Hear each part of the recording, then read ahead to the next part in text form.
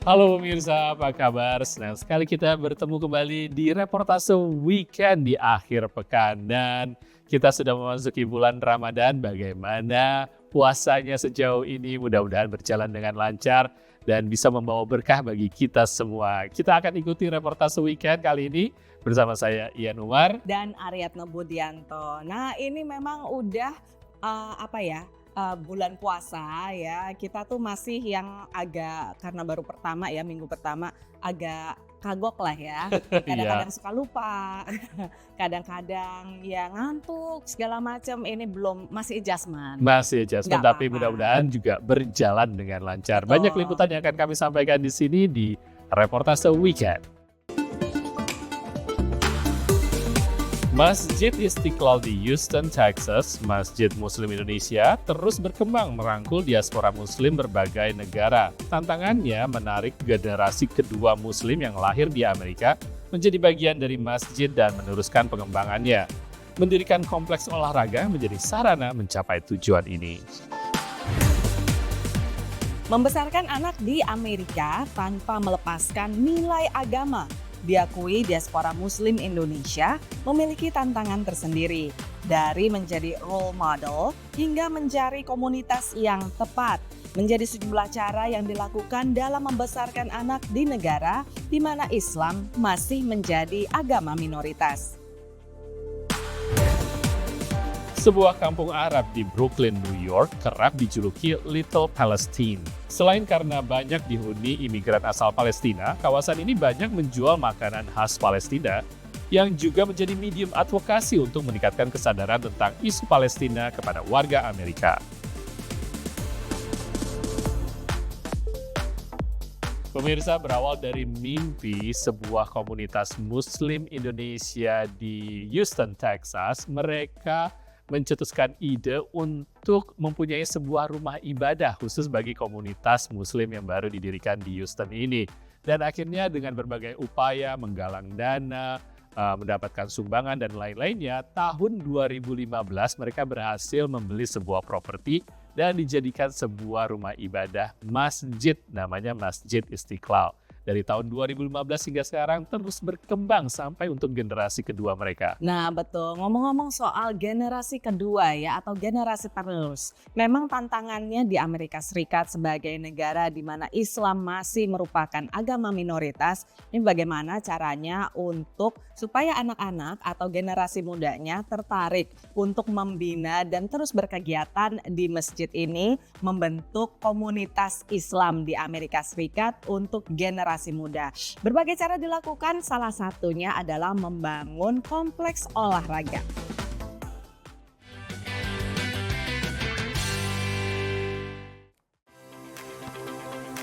Fokus kita terutama adalah untuk membantu board directornya masjid, para pengurus masjid untuk lebih meramaikan masjid yang mendukung bahwa masjid itu perlu kita datangi, perlu kita buat ramai, kita sholat di situ, kita buka puasa di situ, kita berhalaqah di situ. Jadi ini sebagai sarana penunjang dengan tujuan utama untuk memakmurkan masjid. Salah satu tantangan utama untuk memakmurkan rumah ibadah adalah pengembangan jemaah. Sehingga berbagai aktivitas perlu dilakukan untuk menarik dan mempertahankan jemaah yang memerlukan sarana penunjang seperti fasilitas olahraga yang dibangun di Masjid Istiqlal, Houston, Texas.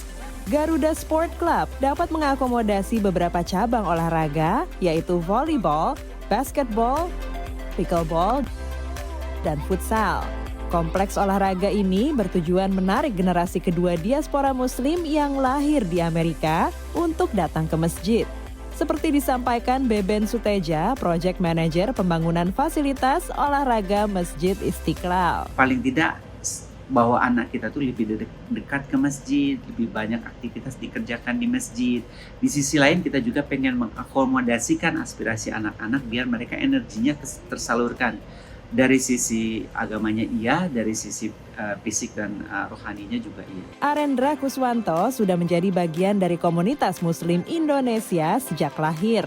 Ia menyukai kehadiran kompleks olahraga ini yang membuatnya lebih kerap datang ke masjid berkumpul dengan teman sebaya. I think the sport complex will really elevate just the whole community of the masjid, and it's probably one of the better investments that we've done in the past. I didn't live in Sugarland, so I couldn't really see anyone else. It kind of just gave us a place for us to stay. Ide pembuatan kompleks olahraga ini berasal dari jemaah masjid sesuai dengan aspirasi mereka, sehingga pengelolaannya pun dilakukan para jemaah yang bekerja secara sukarela. Challenge-nya itu lebih ke arah bahwa ini proyek lapangan olahraga yang baru ya. Setelah konstruksinya selesai, itu tantangan terbesar kita sebetulnya itu adalah bagaimana kita memelihara lapangan atau aset yang kita telah selesaikan tersebut. Bagaimana supaya kita itu konsisten dengan apa yang kita rencanakan semula. Dengan semakin banyak jemaah dan kontribusi yang diberikan bagi operasional masjid, diharapkan Masjid Istiqlal akan lebih dikenal tak hanya oleh masyarakat Indonesia, tapi juga umat muslim di Houston dan sekitarnya.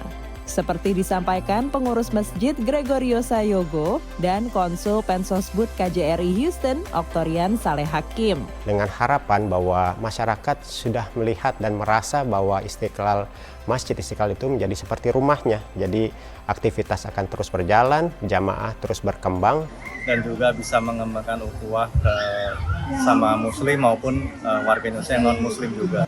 Dari Sugarland, Texas, Dania Iman, Asman Fadila, Nia Iman Santoso, VOA.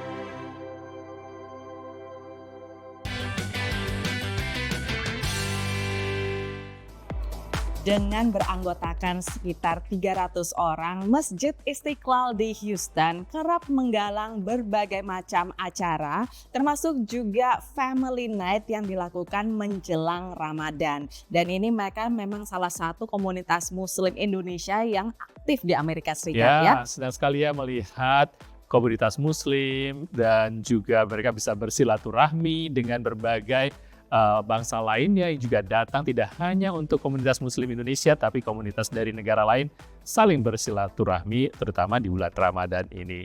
Dan pemirsa, masih banyak liputan lainnya, jangan kemana-mana, stay tune di Reportase Weekend.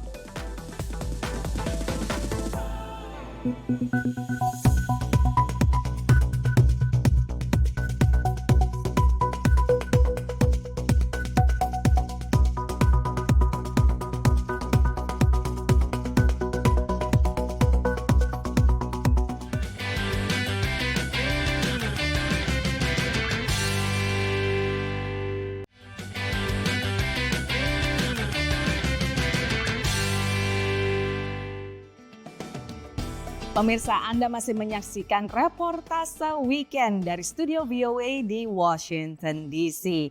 Ini memang minggu-minggunya kita sebagai umat muslim menjalankan ibadah puasa dan juga beribadah selama bulan suci Ramadan. Tapi kita akan beranjak ke dunia entertainment dulu untuk mengikuti update ya. Nggak ada salahnya dong. Ini ngabuburit. Ya. Ngabuburit dengan nonton entertainment update di VOA Entertainment Update bersama Gandhira Pratama.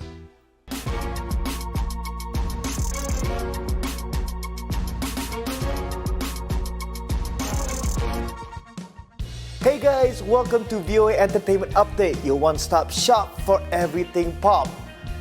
Wow guys, cerita pertama saya semangat banget nih karena penyanyi legendaris Indonesia Neta Dwi baru saja merilis sebuah single yang pas bertepatan dengan Valentine's Day.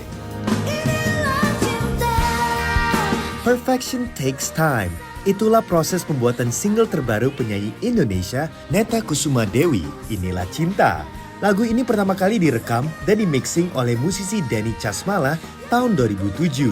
Di akhir tahun 2023, lewat tangan arranger Ari Darmawan, Inilah Cinta diproduksi dan di-arrange ulang agar sesuai dengan era zaman now. Musik didukung oleh para musisi papan atas, termasuk anggota band ikonik Gigi, Dewa Bujana dan Thomas Ramdan, serta drummer Budi Haryono. Sukses buat Neta untuk Inilah Cinta. Setelah 20 tahun baru rilis. Iya, gila ya. From music, let's move to fashion in Paris. Desainer ternama Stella McCartney baru saja memamerkan koleksi mode winter terbarunya. Para pencinta fashion terpukau dengan koleksi winter terbaru karya Stella McCartney yang tampil di panggung catwalk Paris Fashion Week. Dengan fokus sustainability, Stella menggunakan berbagai bahan daur ulang seperti wool, nilon, katun, dan polyester. We in fashion, and certainly at Stella, we're providing solutions for an issue that we all share, and at the same time, it should not be sacrificing any style, and it should be fabulous and fashionable and fun. Pagelaran fashion yang digelar di sebuah rumah kaca ini dipenuhi tamu para selebriti papan atas, termasuk model Lila Moss yang ikut berjalan di catwalk, serta dua musisi band legendaris The Beatles, Ringo Starr dan sang ayah tercinta, gitaris Paul McCartney. Back to music. Musisi-musisi ternama berkumpul di O2 Arena di London untuk ajang penghargaan musik bergengsi The Brit Award. Penyanyi Inggris R&B baru Ray mencetak sejarah sebagai musisi pertama yang menang dalam 6 kategori di ajang Brit Awards, termasuk Artist of the Year, Album of the Year, Song of the Year, dan Best New Artist. It feels like I can only describe it as a miracle. It's emotional, it's deep, it's really beautiful. Miley Cyrus dan SZA juga berhasil merebut International Song dan International Artist of the Year. Sementara, penyanyi pop ikonik Kylie Minogue mendapat pengakuan dengan penghargaan Global Icon Award. Global Icon Award? I mean, how does that feel to receiving that? Amazing, surreal, emotional. Yeah, it's overwhelming. Guys, kalau belum dengerin Album of the Year karya Ray, My 21st Century Blues, be sure to check it out karena keren banget. Oke, sekian dulu dari VOA Entertainment Update. Saya Gandhira Pratama signing out dari studio VOA di Washington DC. I'll see you next time. Peace.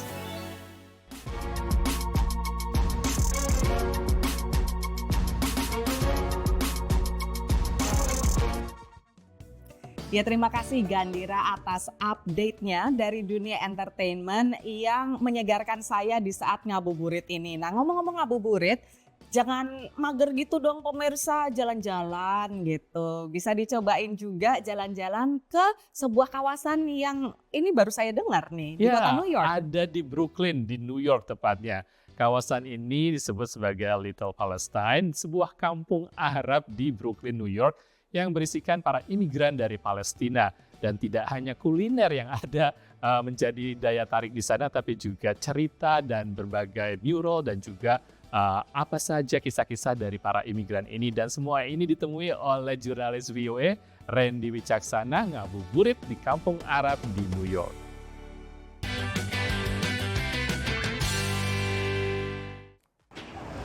Pemirsa tahu nggak kalau New York City itu punya populasi muslim mencapai 9%, cukup besar ya. Dan saat ini saya berada di salah satu lokasi di Brooklyn namanya Bay Ridge yang konsentrasi populasi muslimnya cukup dominan di sini. Nah, nama area ini adalah Little Palestine. Sekitar 30 menit dari pusat kota Manhattan, kampung Arab ini jadi pemukiman warga imigran asal Timur Tengah. Sensus per tahun 2000 diperkirakan hampir 8.000 warga muslim bermukim di sini, yang rata-rata berasal dari Timur Tengah dan Afrika Utara, termasuk dari Palestina. Tema semua toko-toko yang ada di kawasan Bay Ridge Brooklyn ini pokoknya semua serba muslim dan serba halal, mulai dari fashion, kemudian toko daging, toko makanan Tiongkok, sampai kemudian ada toko makanan khas asal Palestina seperti yang ada sebelah kiri saya. Saya mau cek langsung itu. Well, my business is all about Palestinian food. It all has to do with Palestinian food. Hummus, falafel, baba ganoush. Are they halal? Halal, 110,000% halal, bro. Mahmud adalah imigran asal Palestina yang bermigrasi ke Amerika sejak tahun 1998. Melalui restorannya, ia turut mengadvokasi soal penindasan yang terjadi di Palestina. Well, honestly, I came from a place in Palestine where most of my family got killed in this war, in the Israeli and the Palestinian conflict. I'm a proud pro-Palestine. I say that loud and clear, and I respect every other religion out there. I got no problem with nobody. Di tahun 1970-an, kawasan ini lebih dikenal sebagai pemukiman migran asal Norwegia. Seiring dengan arus imigrasi, kawasan Bay Ridge kini dihuni oleh etnis yang lebih majemuk, termasuk para imigran asal Timur Tengah yang mulai masuk ke kawasan ini di awal tahun 2000-an. Salah satu magnet arus migrasi komunitas muslim di sini adalah masjid ini. Belakang saya ini sebuah masjid namanya Islamic Society of Beirut. Nah, semenjak ada masjid ini didirikan di sini, jumlah orang-orang muslim yang bermigrasi ke kawasan ini semakin maju. Meski tak besar, namun masjid ini berlokasi strategis di antara pusat perniagaan Fifth Avenue di kawasan Beirut, yang tak hanya jadi lokasi sholat 5 waktu, namun juga pusat untuk berkomunitas umat muslim di Brooklyn. Jelang waktu maghrib, banyak warga muslim yang memilih berbuka di restoran Ayat NYC yang menyajikan berbagai makanan khas Palestina. Restoran ini juga dihiasi berbagai ornamen yang ingin tingkatkan kesadaran masyarakat Amerika Serikat soal Palestina. Seperti botol air yang saya pesan dari restoran ini, ada pesan-pesan soal kemerdekaan Palestina juga disematkan di dalam. Sekarang sudah pukul 7:30 malam dan saya langsung mau berbuka puasa setelah sahur dari pukul 5 pagi tadi. Dari New York, Randy Wijaksana, VOA.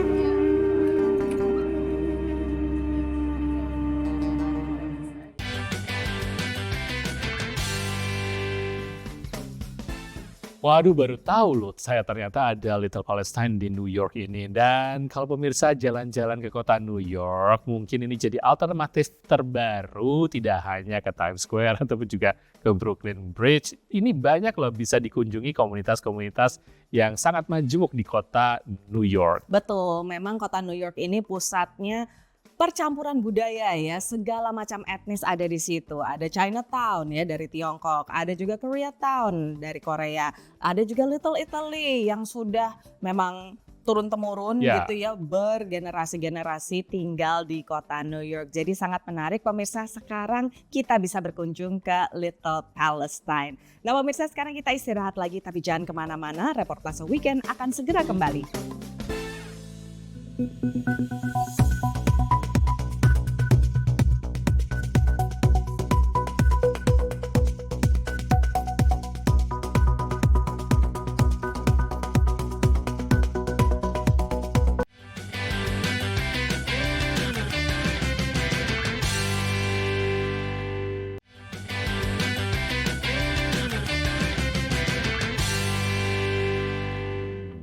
Pemirsa, Anda masih bersama Reportase Weekend. Memang sangat-sangat tidak mudah bagi keluarga di sini ataupun juga para pendatang imigran ke Amerika untuk membesarkan keluarga mereka. Tidak hanya untuk menjalani kehidupan sehari-hari, tapi membesarkan keluarga generasi kedua mereka itu juga sangat sulit dan ada berbagai tantangan, terutama dari segi mempertahankan budaya mungkin ataupun juga dari segi pengetahuan agama bagi warga Indonesia di sini. Jadi tantangannya cukup banyak ya. Betul. Nah, apalagi walaupun Islam adalah agama yang paling pesat perkembangannya di Amerika Serikat, tapi tetap minoritas ya di sini. Jadi ini merupakan tantangan lah bagi para orang tua bagaimana anak-anaknya itu bisa mencari role model yang tepat dan juga komunitas yang tepat agar mereka bisa berkembang tanpa melupakan identitas mereka sebagai seorang Muslim di Amerika Serikat. Kita ikuti liputannya berikut ini.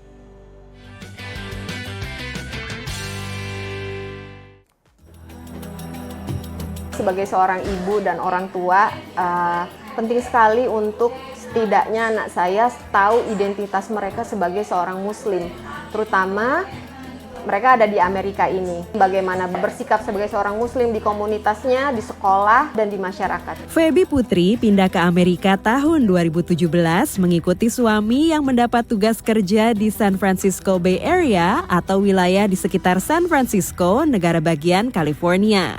Membesarkan 3 anak remaja di Amerika tanpa melepas nilai-nilai agama diakuinya tak mudah. Jadi salah satu tips yang paling gampang yang kita lakukan adalah dengan being a role model, memberi contoh kepada anak-anak. Sementara bagi Ariane Vicky Sudrajat yang juga tinggal di San Francisco Bay Area, membawa ketiga anaknya ke masjid sejak kecil dilakukan untuk menumbuhkan kecintaan dan membangun koneksi dengan agamanya. Jadi pergi ke masjid itu sesuatu yang mandatori gitu ya.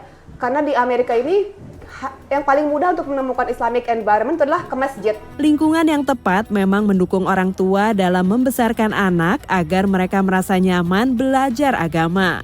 Pasangan Gregorio Sajogo dan Novita Handayana yang sudah menetap di Houston, Texas selama 12 tahun, memiliki putri yang duduk di bangku SMA.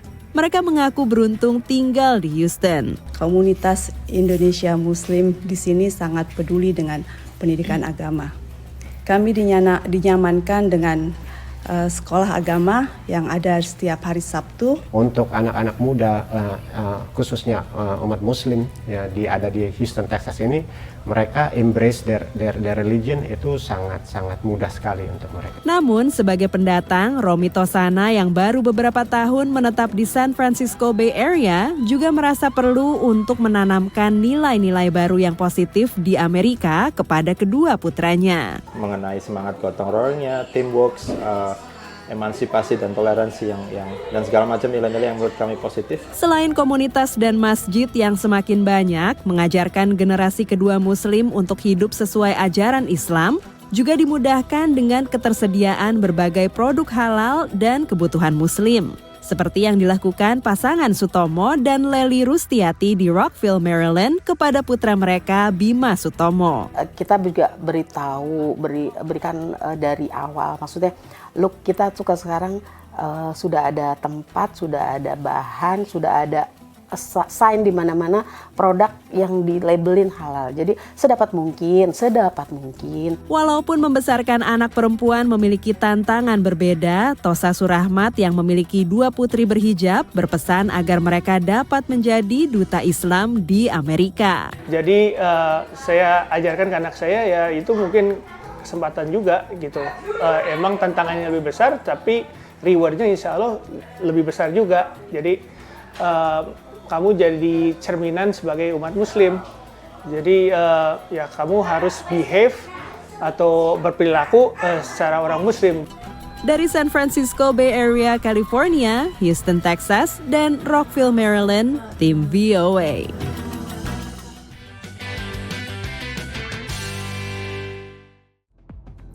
Ya memang ada berbagai cara ya yang dilakukan oleh orang tua dan nggak semua orang tua itu punya metode yang sama. Ada yang mengikutkan anaknya ke masjid-masjid setempat gitu ya. Itu kalau misalnya beruntung di komunitas itu ada masjid atau ada komunitas muslimnya. Tapi kalau yang jauh juga bisa juga mereka dengan kayak misalnya ngaji dengan guru di Indonesia gitu. Itu kan bisa teknologi ya digunakan. Betul, pengetahuan Islamnya dapat, bahasa Indonesianya juga dapat. Jadi macam-macam lah. Memang ini ada tantangan tersendiri tapi bukan berarti tidak bisa dilakukan. Ya, dan ini kegiatan ini bisa mendekatkan generasi kedua tadi dengan akar budaya mereka juga. Jadi ada banyak manfaatnya. Dan pemirsa, demikian liputan dan juga informasi dari reportase edisi Ramadan kali ini. Mudah-mudahan Ramadan kita berjalan dengan lancar. Amin. Dan tetap membawa kesabaran dan berkah bagi kita semua. Amin. Kita akan pamit dulu dari sini. Saya Ian Umar. Dan Aryatno Budianto. Jangan lupa pemirsa untuk mengikuti kami di media sosial dengan handle VOA Indonesia. Sampai ketemu lagi minggu depan pemirsa, stay safe and stay healthy dan selamat menjalankan ibadah di bulan suci Ramadan ini bagi Anda yang menjalankan. Dadah!